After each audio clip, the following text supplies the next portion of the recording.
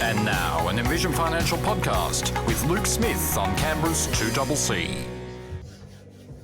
Mr. Luke Smith from Envision Financial Services, I see that once again you have brought with you a bodyguard. I brought a proper bodyguard this week because I'm not sure Chris Miller can protect anything, but that's okay. Yeah, look, he can protect your interests. He can, yes. He's very, as we learned last week, very bright young man. No, look, we're continuing Property Week this week, so we're lucky enough to have Anthony McCormack in from Haymen Partners. He's a residential agent. I just thought to sort of close out the month when we're talking about resi, we talked about commercial, we talked about strata.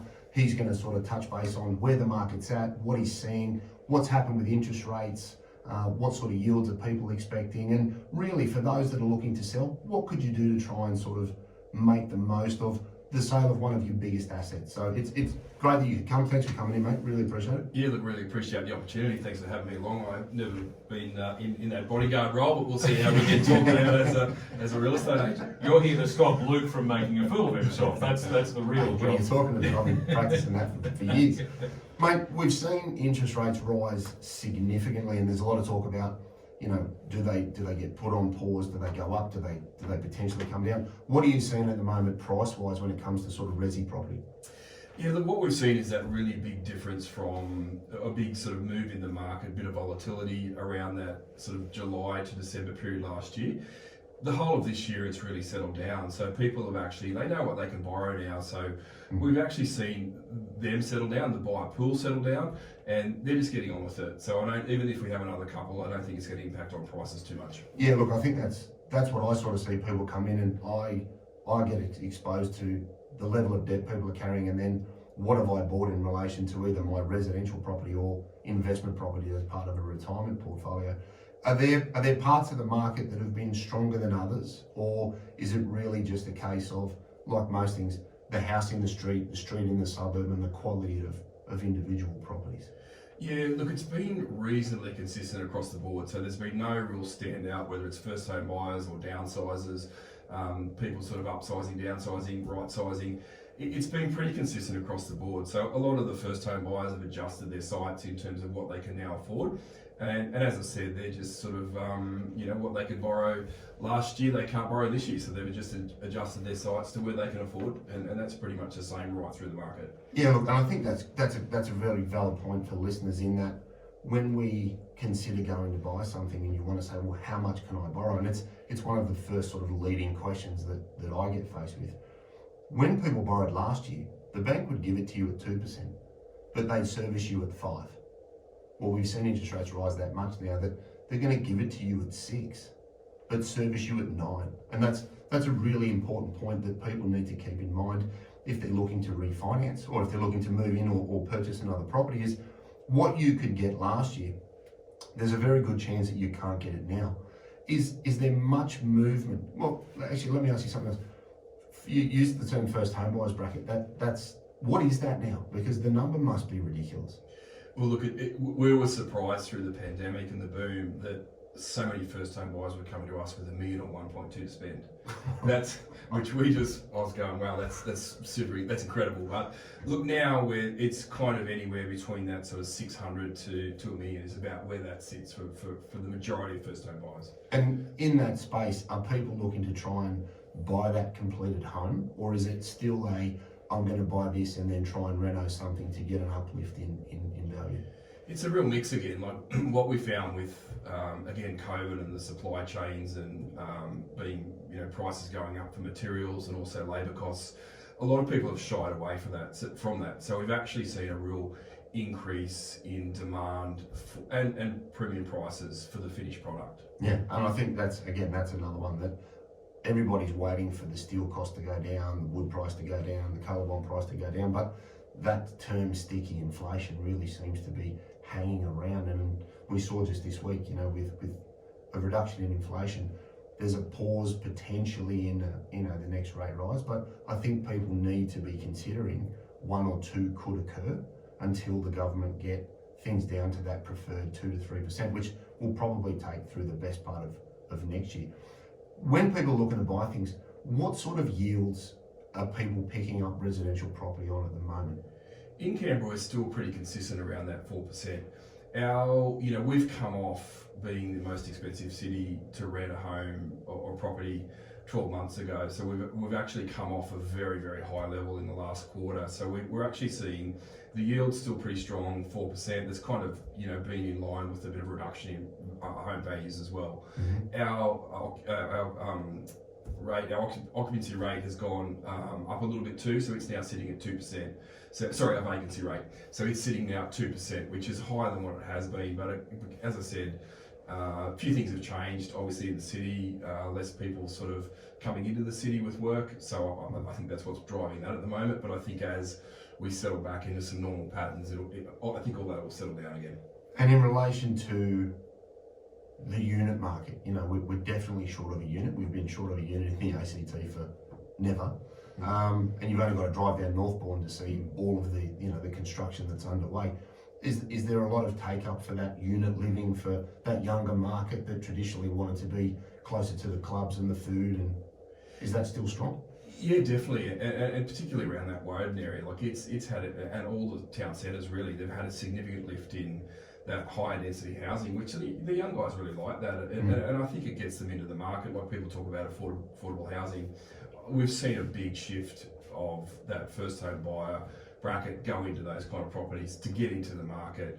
They're enjoying the lifestyle in those areas. They're enjoying the restaurants and going out and things like that. And that side of it's pretty strong. Yeah, and I think that's important for people to keep in mind is that regardless of age, you don't need to go out and buy your forever home right out of the gates. And I know that's that expectation of a generation because they got a lot of ribbons at school, and we can poke some fun at the school teachers there. But it's really a case of doing something that lets you own something as quickly as possible, so that you could then use that as leverage for either moving up in a price bracket or buying something as an investment. But is it really something that going forwards, if you're trying to sell into that market, what are some things that people can do to really maximise the value of their sale?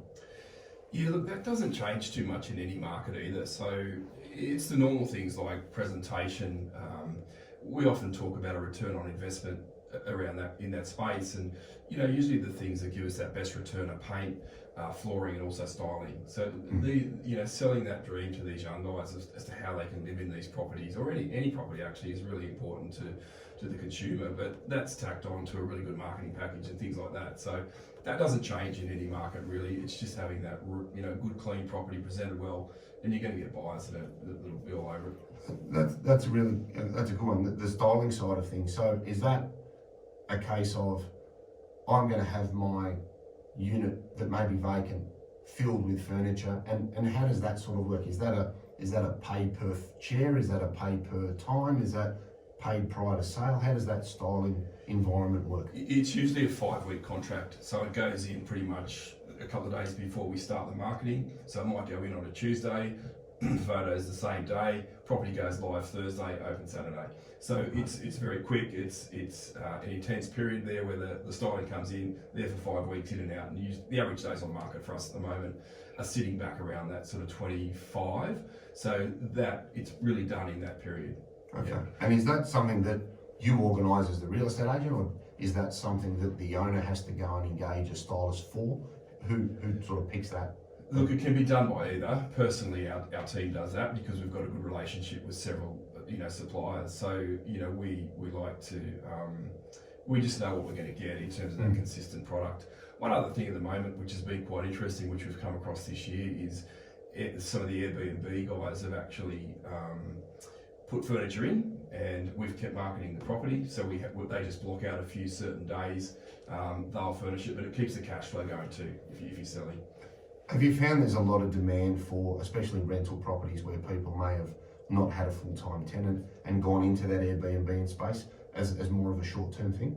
Yeah, I think it's the flexibility around that too. So, your rents are usually a bit higher, your returns better, flexibility of going in and out, shorter term stays. So there's definitely an advantage in that. Not everyone can do it, of course, but it's just the right advice at the right time for the right property. Yeah, and I think that's a really good message for people is don't just assume that because everybody's doing it, you're going to do it, or whether it's right or wrong for you. It's really a case of considering the individual property that you have, the time frames that you're playing with, and more importantly, the yield that you need to be able to attain from that asset so that you can make the most of the investment opportunity that you've undertaken. Yeah. And of course, if you're selling a house, it might be a house that you've been living in, and it might be a house that you've held as an investment. But if it's one that you've been living in, I know I've asked this question before. Should I leave my furniture in there to help sell the house, or would I be better off taking my furniture out? Because I got told on one occasion I'd get more money if I took my furniture out. Well, Leon, if you've got torn leather lounges, etc. Yes. And you've just got to be careful around that kind of stuff. And look, we're very careful in that advice that we don't upset our clients. Sure, we love your furniture, but it might be better if we get rid of it. Yeah, so I thought I'd just check on that one because I've been through that. Take your dog with you at the open home just so nobody gets bitten walking out in the backyard. Your dog, your pets, everything else will get out. Absolutely. Luke Smith from Envision Financial is with me in the studio today alongside Anthony McCormack from Haymen Partners. We're talking about what's happening in the residential real estate property market at the moment. It's about 12 minutes to 5. Back with more in just a moment.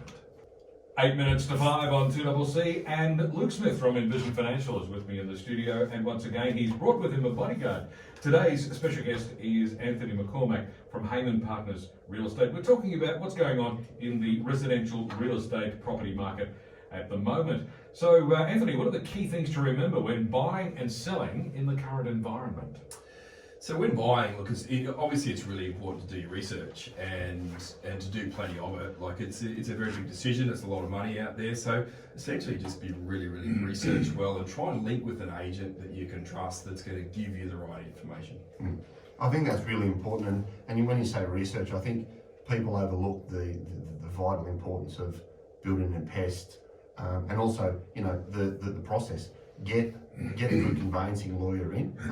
We're hearing from one next week in relation to what they do, but they're an integral part of what you provide as a service, because that just closes the loop on the transaction. Is there anything else that people could do really to try and again sharpen up the property for sale? If you had your top 3 when it comes to sales, what would they be? Yeah, it's as I mentioned before, it really is just that presentation. You've got to have it spot on as soon as you start. So what we're trying to do there is drop as many buyer objections as we can. So we don't want them eroding the price, essentially. So we need to tick off all the things within reason. Like, we're not going to move a kitchen out and a bathroom out and put that back in unless it's absolutely terrible. But generally, it's pretty cost-effective stuff that just spruces it up and gets the maintenance back up. And I think that's a great value add when you go and get a good agent, is that they can actually give you their experience in relation to people saying, oh, well, I'm going to paint it, I'm going to do the carpet, I'm going to do the kitchen, I'm going to do the toilets, I'm going to do the backyard. And, with what you see, you can look at a property and say, look, where you are for what's selling at the moment, leave the garden alone, leave the bathrooms alone. They're probably going to smash that part down. I think getting advice from an agent that's familiar with an area is really important. I think that's where somebody like you can add some real value in, having people draw on what you see.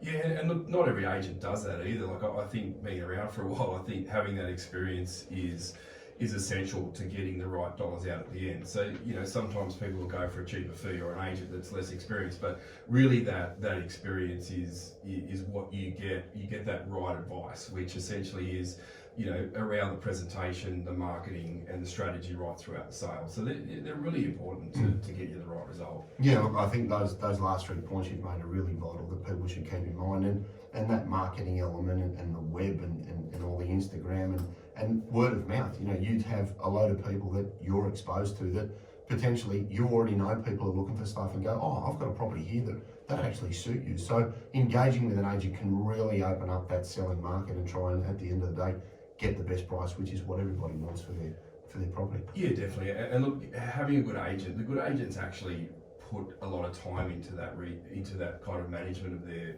database as well. So they know who can afford this property, and they've pretty much got 3 to 4 buyers that are ready to go on properties before they even hit the market, if they're good at what they're doing.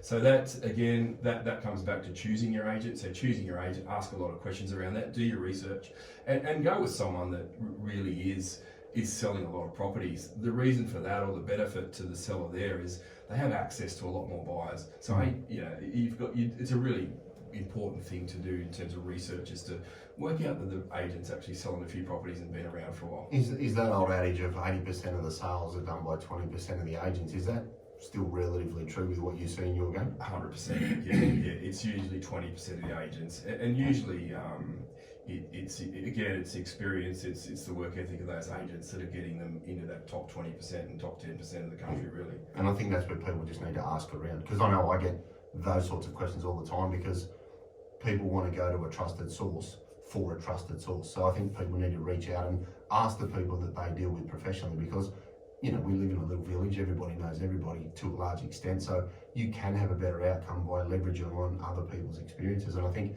it's really important that you don't think you need to go this alone, and familiarity through the process, because it can be very emotional. And I think people need to keep that in mind when it comes to picking the right agent to try and get the best value for their asset. Yeah, look, I think, sorry. Go ahead. I think one word you said there, emotional. Like, I think a lot of people underestimate selling their home, particularly older people that have been in it for a long time.